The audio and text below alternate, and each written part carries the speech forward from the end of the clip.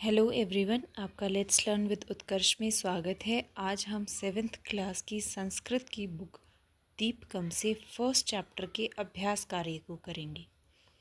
अद्य प्रदत्तानां प्रश्नानाम् एकपदेन पदद्वयेन वा उत्तरं लिखन्तु। नीचे दिए गए प्रश्नों के उत्तर एक पद में लिखें। पर्वतराज कौन है? आंसर होगा हिमालय। समुद्र कस्या चरणौ प्रक्षालयति? समुद्र किसके चरण धोता है? भारत माता के। त्रिवर्णयुतः ध्वजः कुत्र विलसति? त्रिवर्ण ध्वज यानी कि तिरंगा ध्वज कहाँ शोभायमान है? आंसर होगा भारत मातु हस्ते, भारत माता के हाथों में। ध्वज स्थितः केसरवर्णः अस्मान् किं वक्तुं प्रेरयति? ध्वज में स्थित केसरिया रंग हमें क्या बोलने के लिए प्रेरित करता है? आंसर है जयतु सैनिकः, सैनिकों की जय हो। कृषक बांधवा भारत भूमि कई सिंचति? कृषक बंधु, कृषक भाई भारत भूमि को किससे सींचते हैं? सवदे बिंदु भी अपने पसीने की बूंदों से। केशाम ध्वलं यशः राष्ट्रध्वजस्य मध्ये विलसति? किसका यश हमारे राष्ट्रध्वज में के मध्य सफ़ेद रंग में शोभायमान है? वैज्ञानिकों का। सूर्य कम विना नित्यम प्रश्नानां पूर्ण वाक्येन उत्तरम लिखन्तु। नीचे दिए गए प्रश्नों के उत्तर पूर्ण वाक्य में लिखो। पवित्रः नद्यः का पवित्र नदियाँ कौन सी हैं? गंगा, यमुना, सरस्वती, सिंधु, ब्रह्मपुत्र, गंडकी, महानदी, नर्मदा, गोदावरी, कृष्णा, कावेरी इत्यादयः पवित्राः नद्यः सन्ति। गंगा, यमुना, सरस्वती, सिंधु, ब्रह्मपुत्र, गंडकी, महानदी, नर्मदा, गोदावरी, कृष्णा, कावेरी इत्यादि पवित्र नदियाँ हैं। नेक्स्ट क्वेश्चन है विविधेभ्यः प्रदेशेभ्यः जनाः किमर्थम् आगच्छन्ति? विभिन्न प्रदेशों के लोग क्या करने आते हैं? विविधेभ्यः प्रदेशेभ्यः जनाः तीर्थक्षेत्राणां धूलिं ललाटे स्थापयितुम् आगच्छन्ति। विविध प्रदेशों के लोग तीर्थ क्षेत्रों की धूलि अपने मस्तक पर स्थापित करने आते हैं। नेक्स्ट है धर्मचक्रम कम भावम बोधयति? धर्मचक्र किस भाव का बोध कराता है? धर्मचक्रम चलनीय कर्तव्य पथे वै न विरम सततम चल इति भावम बोधयति। धर्मचक्र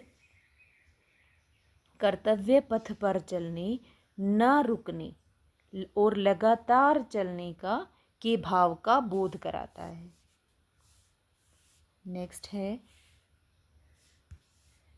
कृषक बांधवानां परिश्रमेण भारत भूमि कथम संजाता? कृषक बंधुओं के परिश्रम से भारत भूमि कैसी दिखती है? कृषक बांधवानां परिश्रमेण भारत भूमि हरितवर्णमयी समृद्धा सस्यश्यामला च संजाता।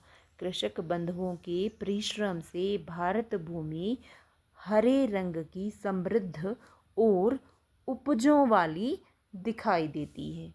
विज्ञानस्य केषु क्षेत्रेषु भारतीय यशः प्राप्तम्? विज्ञान के किस क्षेत्र में भारतीयों ने यश प्राप्त किया है?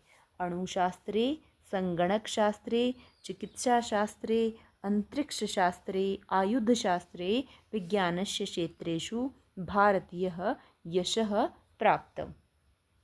अणुशास्त्र, संगणकशास्त्र, चिकित्साशास्त्र, अंतरिक्षशास्त्र, आयुधशास्त्र विज्ञान के इन सब क्षेत्रों में भारतीयों ने यश प्राप्त किया है। अन्ते सर्वे किम गीतम गायन्ति? अंत में सभी किस गीत को गाते हैं? अन्ते सर्वे गायन्ति, अंत में सब गाते हैं। वयम बालिका भारत भक्ता, हम सब बालक भारत भक्त हैं। वयम बालिका भारत भक्ता, हम सब बालिका भारत भक्त हैं। वयम ही सर्वे भारत भक्ता, हम सभी भारत भक्त हैं। पृथ्वीम स्वर्गम जेतुम शक्ता, और पृथ्वी पर स्वर्ग को जीतने में, पृथ्वी और स्वर्ग को जीतने में सक्षम है। रेखांकितानि पदानि आश्रित्य उदाहरणानुसारं प्रश्न निर्माणं कुर्वन्तु। रेखांकित पद पर आश्रित उदाहरण के अनुसार प्रश्न निर्माण करें। उदाहरण है अस्माकं वत्सला भारत माता। इसमें अस्माकं को रेखांकित किया गया है, तो इसके आधार पर प्रश्न बन सकता है केशाम वत्सला भारत माता। उस पर इस प्रकार हमारा फर्स्ट ऑप्शन क्या है? समुद्र है भारत मातौ चरणौ प्रक्षाल्यति। समुद्र भारत माता के चरण धोता है। इस पर प्रश्न होगा समुद्रः कस्यः चरणौ प्रक्षाल्यति। समुद्र किसके चरण धोता है? नेक्स्ट है जनः तीर्थक्षेत्राणां धूलिं ललाटे स्थापयन्ति। लोग तीर्थ क्षेत्रों की धूलि को अपने मस्तक पर स्थापित करते हैं। इसका प्रश्न होगा जनः तीर्थक्षेत्राणां धूलिं कुत्र स्थापयन्ति। लोग तीर्थ क्षेत्रों की धूल को कहाँ स्थापित करते हैं?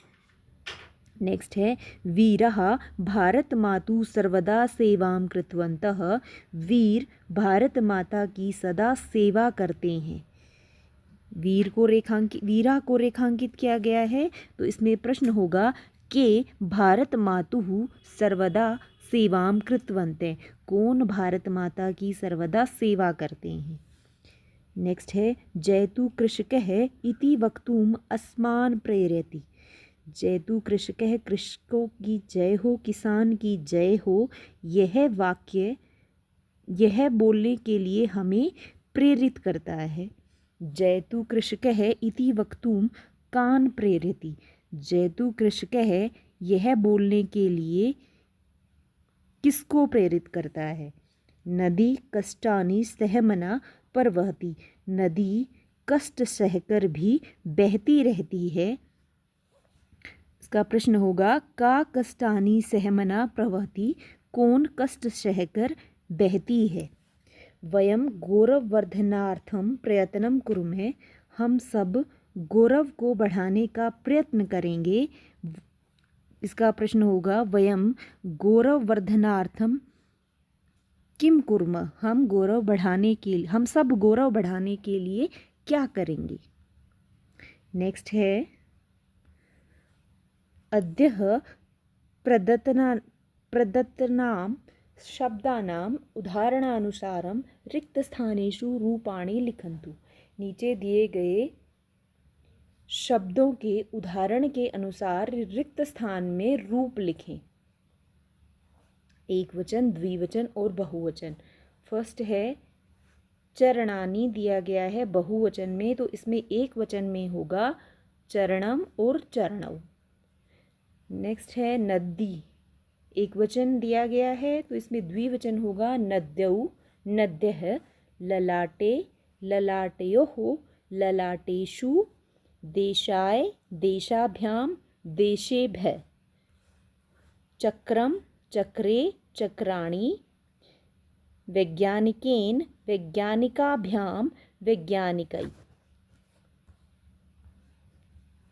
उसके बाद है अहम। अहम में द्विवचन होगा आवाम और बहुवचन होगा वयम। विज्ञानस्य विज्ञानयो विज्ञानानां। नेक्स्ट है अद्य प्रदत्तानि वाक्यानि पठित्वा मातृभाषायां प्रान्तीयभाषायां आंग्लभाषायां वा अनुवादं कुर्वन्तु। नीचे दिए गए वाक्यों को पढ़कर उनका मातृभाषा अपनी प्रांतीय भाषा में अपनी प्रांतीय भाषा में अनुवाद करें। भारत भूमौ पवित्रः नद्यः प्रवहन्ति।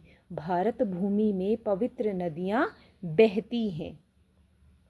नेक्स्ट है भारतस्य मस्तके हिमालयः मुकुटरूपेण शोभते। इसका अनुवाद होगा भारत के मस्तक पर मुकुट के रूप में हिमालय शोभित है। भारत भूमौ श्रेष्ठः पर्वतः विराजन्ते। भारत भूमि में श्रेष्ठ पर्वत विराजमान हैं। राष्ट्रध्वजे केसरः श्वेतः हरितः च वर्णाः सन्ति। राष्ट्रध्वज में केसरिया सफ़ेद व हरा रंग हैं। वयं भारते जन्म प्राप्तवन्तः। हम सब ने भारत में जन्म प्राप्त किया है। अद्य प्रदत्तानां शब्दानां उदाहरणानुसारं विभक्तिं वचनं च लिखन्तु। नीचे दिए गए शब्दों के उदाहरण के अनुसार विभक्ति और वचन लिखें। भारत माता, इसमें विभक्ति है प्रथमा विभक्ति, एक वचन है। नेक्स्ट है नद्यः, प्रथमा विभक्ति बहुवचन, ललाटे सप्तमी विभक्ति एक वचन। तीर्थक्षेत्राणां षष्ठी विभक्ति बहुवचन। देशस्य षष्ठी विभक्ति एक वचन। बलिदानम द्वितीय विभक्ति एक वचन। कृषि वल बांधवः प्रथमा विभक्ति बहुवचन।